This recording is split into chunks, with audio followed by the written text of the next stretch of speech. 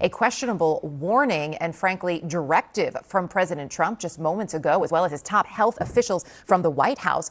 The president saying, quote, Tylenol is not good. Don't take it. For a little bit more of what we are hearing on these announcements, let's listen.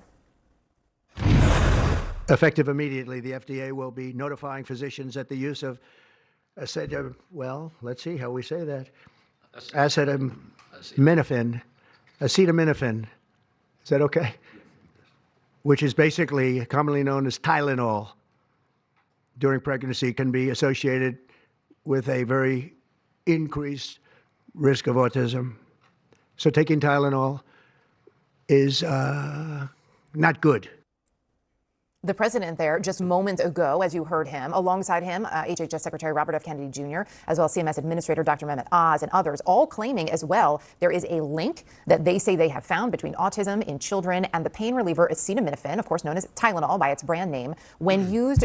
Again, hi, I'm not a doctor, but it's obviously known for many, many years that, you shouldn't take Motrin, you shouldn't take, there's a lot of things you shouldn't take when you're pregnant. This is an obvious thing. And maybe Tylenol is just one of those things. I'm interested to see where CNN goes with this.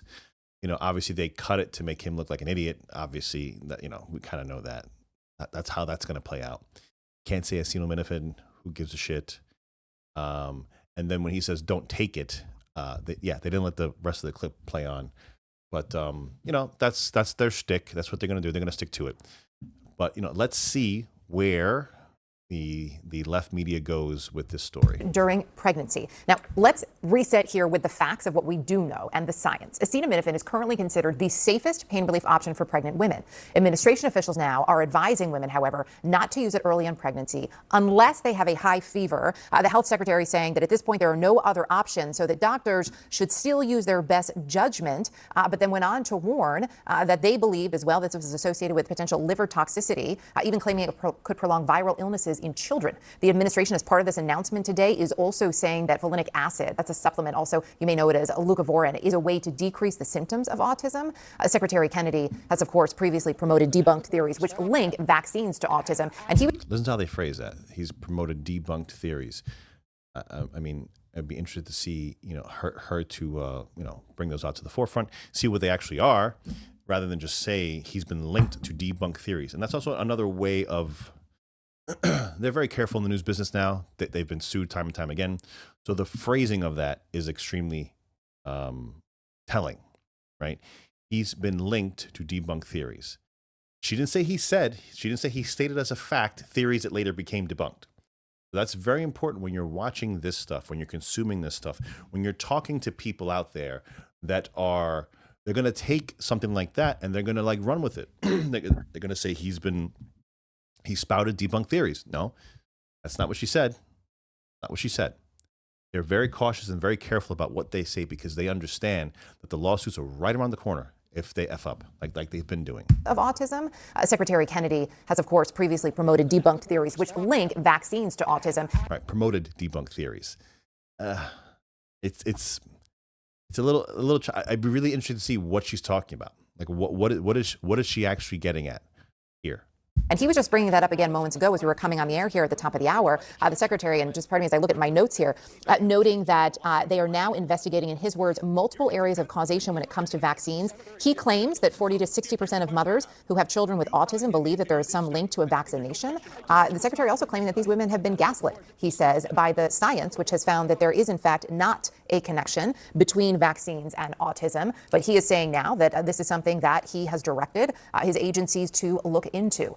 Again, he has promoted these theories linking vaccines to autism for some time. You may recall back in April, he pledged that his agency would have answers on the causes of autism this month. He said we would know in September. This announcement already sparking a lot of pushback from medical experts. The chief of clinical practice for ACOG, that's the American College of Obstetricians and Gynecologists, telling CNN in a statement, quote, there is no clear evidence that proves a direct relationship between the prudent use of acetaminophen during pregnancy and fetal developmental issues. Again, very crafted statement. It's all about looking at what they say, how they say it, breaking it down, trying to understand what the hell they're saying. There's no clear evidence.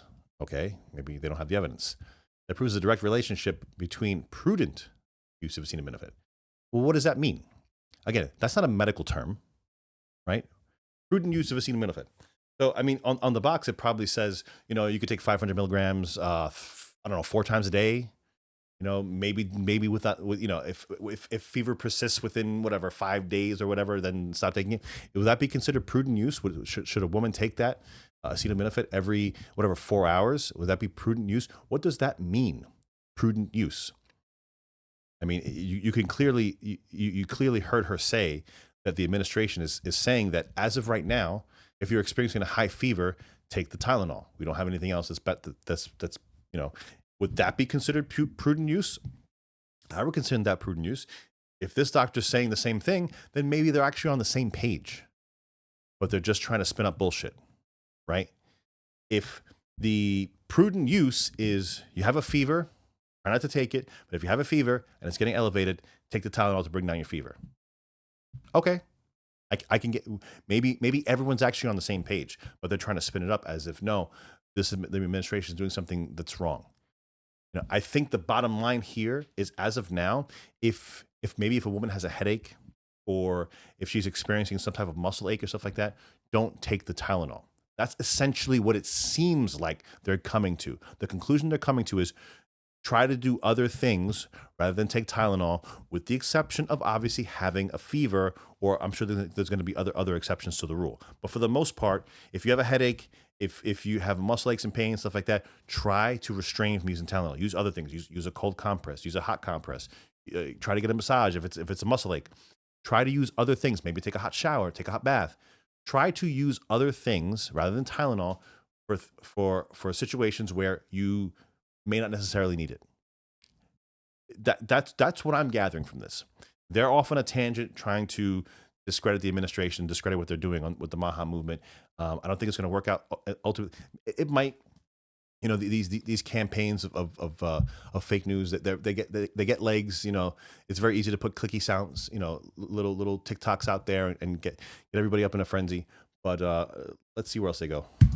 CNN medical correspondent Meg Terrell is joining me now. So Meg, I know you've been looking into this for some time, listening as well to what we're hearing here from the administration, from the secretary. What is the science behind this announcement today? Well, I'm not sure if we've actually heard them cite their specific studies, but it had been thought that they might cite an analysis that came out about a month ago that looked at 46 previously done studies, kind of analyzed the existing data. And the result of that was kind of mixed. And what they said was that it appeared from their analysis there was an association potentially between use of acetaminophen or Tylenol during pregnancy and neurodevelopmental disorders like autism or ADHD, but that they couldn't prove a causative relationship there. So and that's the key. There's a potential association, but there is not a direct link or cause. And part of that too is because there's so many other things happening. It's not really a control in these studies, correct? That's right. And so if you are taking Tylenol for a fever, for an infection, for pain, and then subsequently have a child who's diagnosed with autism, is it because you took Tylenol? Is it because of the infection, the fever, the pain, or is it because of something else entirely? We should note that autism is thought to be influenced by a lot of genetic factors, as well as potentially environmental factors. As well as potentially environmental factors. So if the good doctor is saying that it's primarily or mostly genetic, then why is everybody autistic now? I mean, did we just is that what happened? We just are we all evolving to be autistic? Is that what's going on? Is that what she's suggesting? The fact that it's genetic? It seems like if there is a genetic component to it, I just don't see how you don't certainly see there has to be an environmental thing going on here. There has to be something environmentally going on here that is causing these massive amount of children to be classified as autistic. And it's not like what everyone thought before, that the diagnoses were getting better and now they're being able to fine tune it and now they can find it more readily. That's maybe part of it, but there's a lot of kids that are autistic. That's just how it is. Everyone knows someone that's autistic now. My back in the day, I mean, granted, yes, I know this anecdotal data, shoot me, but that wasn't a thing. It really wasn't. I mean, it's almost every single classroom now has at least one or two children that is is on some type of learning disability. There has to be something environmental. If there's not, then that means we're all just all just sick. Like we're all our genes are all crap. Is that what she's saying with this? It's just, I don't know. To me, it seems extremely apparent that there's something environmental that's going on here, and trying to get to the bottom of it is probably a good thing. Very complex. There was a lot that we heard from the president that I think had a lot of people kind of taken aback.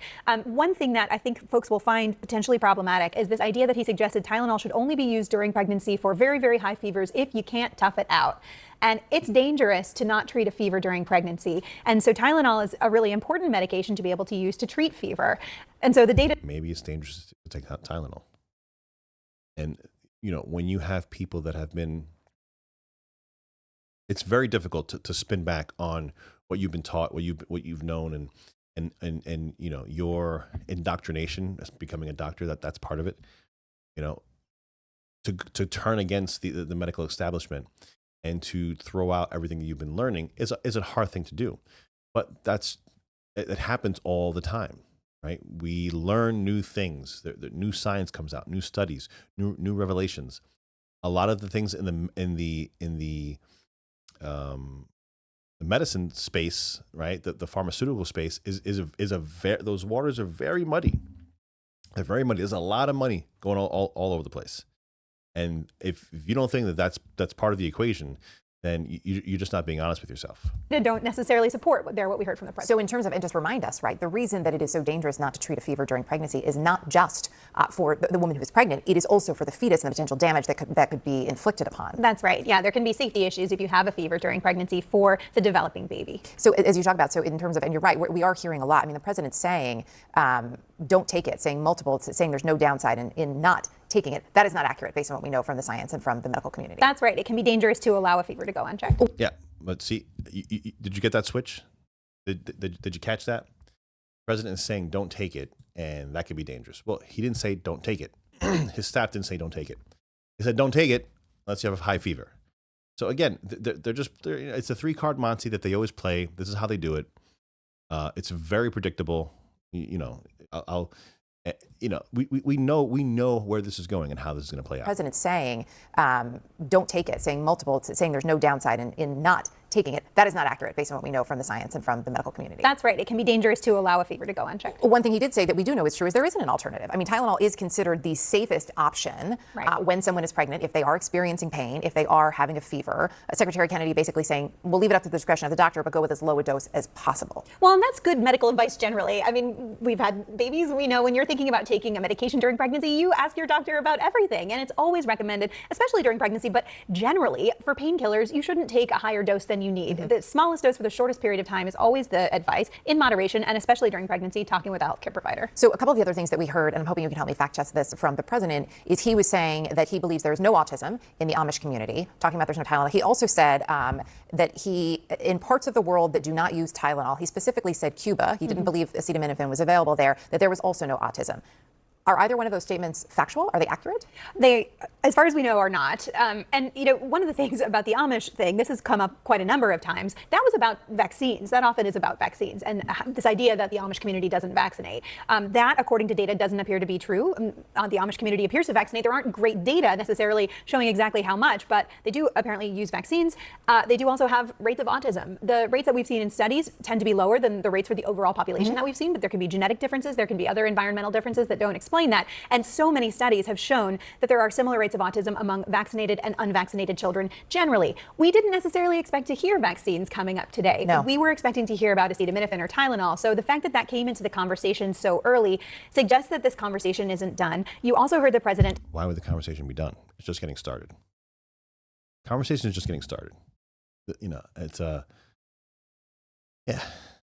I mean, there was a mandate that was put forth when he brought RFK into the mix. Everyone got very excited. Everyone was waiting for this. This is what people want. People want information. We don't want to be lied to. We don't want to be gaslit. We just want the information, and then let us make a decision. Is that too much to ask? Is that like, you know, I know she's a doctor, so she's super smart and stuff like that, but like, why can't I just have the information? Why can't I be given the actual studies? Why can't we do placebo-controlled trials with vaccines? Why are there dozens and dozens and dozens of injections that have to be given out through the life of a child? Why? Why is that a thing? Why is the hepatitis B vaccine still given to brand new baby babies when they freshly come out of the womb. Why is that? Hepatitis B can only be transmitted through blood, so intravenous drug use, and or sexual fluid. That's it. I don't know how many babies are coming out of the womb and they start, shooting up drugs and start prostituting themselves. Maybe, might be. If you're one of those babies, take the shot. Fine. If you're not one of those babies, you probably don't need the shot. Your mother was already tested for hepatitis B. If the mother was tested for hepatitis B and she becomes positive, then give the baby the shot. Giving blanket hepatitis B shots across the board, why is that being done? It's only being done for one reason. You know the reason. That's it. It's much more lucrative to give everybody something as opposed to a very few. So, and this is going to be a fight. It's going to be a struggle the entire way through. Everybody knew this, but hopefully, as the information comes out, as they get more studies, as they disseminate all of this to the public at large, it can be accepted, and it doesn't have to. You could still get all the shots you want. Take a COVID shot every 3 months if you want. That's on you. I just want the information. I want people to have the information. I want people to have informed consent. I want people to sit there in front of whatever plan they choose to do, whatever medication they choose to get, and know what the hell it is, what's going on. What am I taking? What's being given to me? What are my options? What are my kids' options? Guys, if you're still here, please subscribe to the channel. It does me a lot of good. I'm a small channel trying to grow. Yeah, it's a super interesting thing. I really hope Kennedy just keeps nailing down on this and gets to the bottom of as much as he possibly can in the short amount of time that he has to get to it. Hit me up on the X, 6283talk on the X. Please subscribe to the channel. I am John Soto, and I'll see you again in the next video. Take care, guys.